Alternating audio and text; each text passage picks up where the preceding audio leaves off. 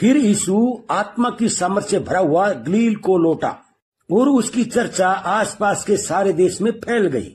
यीशु ने पवित्र आत्मा के सामर्थ के द्वारा अपने सामर्थी कार्य किए। उसने अपने चेलों से कहा कि वे उन पर पवित्र आत्मा के आने तथा उन्हें शक्ति प्रदान करने की प्रतीक्षा करें। केवल इसके परिणाम स्वरूप ही वे उसके प्रभावकारी गवाह बन सकते थे। मसीह का कोई अनुयायी पवित्र आत्मा की सामर्थ के बिना परमेश्वर के लिए प्रभावशाली कार्य नहीं कर सकता है। पवित्र आत्मा के बिना हमारा प्रचार करना और शिक्षा देना सामर्थहीन है।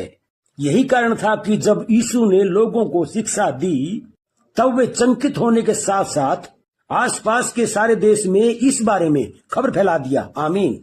फिर यीशु नासरत में आया जहां पाला पोसा गया था और अपनी रीति के अनुसार शपथ के दिन आराधनालय में जाकर पढ़ने के लिए खड़ा हुआ। यहूदी लोग अपनी धार्मिक सभाओं को प्रत्येक गांव के यहूदी आराधनालयों में आयोजित करते थे। आराधना की सभा प्रत्येक शनिवार अर्थात शपथ के दिन आयोजित की जाती थी। आराधना सभा के दौरान पुराने नियम के चरम लेख में से पढ़ने की प्रथा थी। आराधनालय में बाहर से आए लोगों को पाठ पढ़ने या उस पर टिप्पणी करने के लिए आमंत्रित किया जाता था। यशाया भविष्यवक्ता की चरम पुस्तक यीशु को पढ़ने के लिए दी गई। उसने यशाया 61 अध्याय की 1-2 आयत से पढ़ा, जिसमें यशाया मसीहा के बारे में भविष्यवाणी करता है। इस प्रकार यीशु जब उसे पढ़ रहा था तब वह सचमुच अपने बारे में पढ़ रहा था। प्रभु परमेश्वर का आत्मा मुझ पर है। यीशु पवित्र आत्मा की सामर्थ से भर गया था। उसे अपार असीमित आत्मा प्रदान की गई थी। उसने कंगालों को सुसमाचार सुनाने के लिए मेरा अभिषेक किया है। यीशु अभिषेक जन अर्थात मसीहा मसीह था। यहाँ दीन लोगों से तात्पर्य केवल निर्धन से नहीं वरन आत्मा में नरम लोगों से भी है। मन में दीन लोग खुशी से उद्धार के शुभ संदेश को ग्रहण करते हैं। उसने बंधुआई में बंधु लोगों को छुड़ाने के लिए भेजा है। ये सिर्फ बंदी गृह के बंदी लोग ही नहीं वरन आत्मिक तौर पर पाप अर्थात शैतान के कैदी भी हैं। मसीह उन्हें छुड़ाने के लिए आया।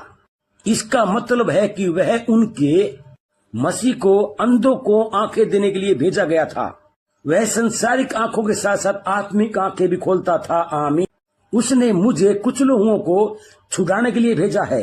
लोग अपने रोमी अधिकारियों, अपने पाखंडी धार्मिक अगुओं तथा धनी व शक्तिशाली लोगों के द्वारा कुचल दिए गए थे, परंतु वे भय संदेह तथा पापी अभिलाषाओं के द्वारा भी कुचल दिए गए थे। मसीह ने उनके सामने उन्हें भक्ति, शांति और खुशी देने का प्रस्ताव रखा।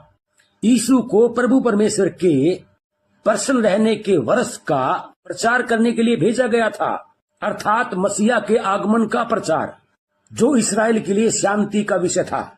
आराधनालय में उपस्थित प्रत्येक व्यक्ति ने यीशु के द्वारा इस रीति से पढ़े गए वचन को कभी नहीं सुना था। तब उसने पुस्तक बंद करके एक सेवक के हाथ में दे दी और बैठ गया और आराधनालय के सब लोगों की आंखें उस पर लगी थी। आमीन। यशाया की चरम पुस्तक में से पढ़ना समाप्त करने के बाद यीशु ने लोगों से कहा, आज ही यह लेख तुम्हारे सामने पूरा हुआ है। मसीहा आ गया है। सुसमाचार का प्रचार किया जा रहा है। बंदी आजाद किए जा रहे हैं तथा अंधे दृष्टि प्राप्त कर रहे हैं। मसीहा का दिन आरंभ हो गया है। लोगों ने पहले यीशु के बारे में भली बातें कही, परंतु इसी बीच किसी व्यक्ति ने उसे पहचान लिया।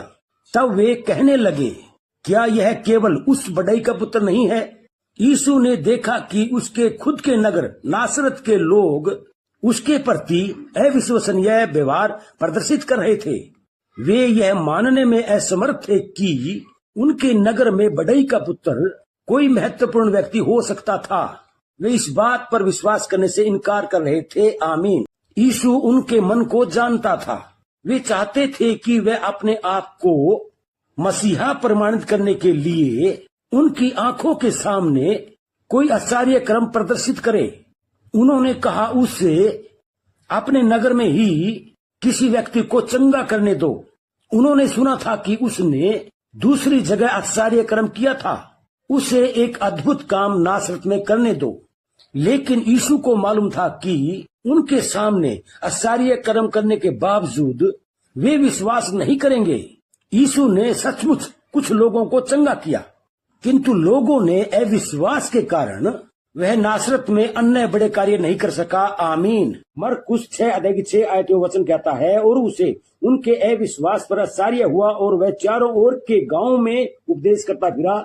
इसके बाद यीशु ने कोई ऐसी बात कही जिससे वे क्रोधित हो गए।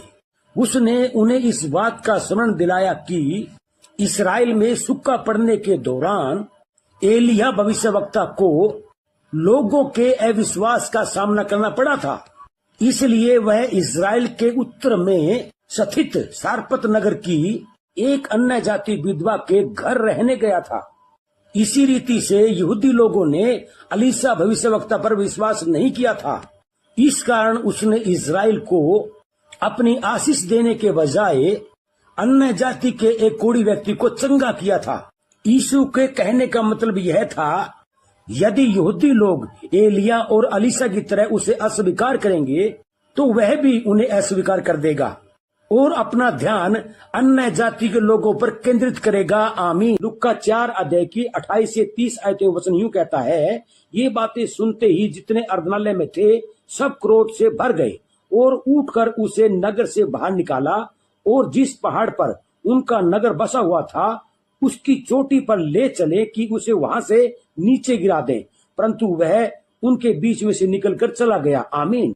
सचमुच मसीह को अक्सर यहूदियों की अपेक्षा अन्य जातियों में अधिक विश्वास दिखाई देता था। नासरत के लोग अधिक देर तक यीशु के वचन का सामना नहीं कर सके। उन्होंने उसे नगर के किनारे के निकट स्थित चट्टान पर से फेंक कर या गिराकर मार डालने का प्रयास किया, परंतु यीशु अद्भुत रीति से उनसे बचकर निकल गया। यह यीशु के मरने के लिए निर्धारित परमेश्वर का समय नहीं था। आमीन। पिता परमेश्वर आपको और आपके पूरे परिवार को वरदानों से भर दे, यीशु मसीह के नाम में। आमीन।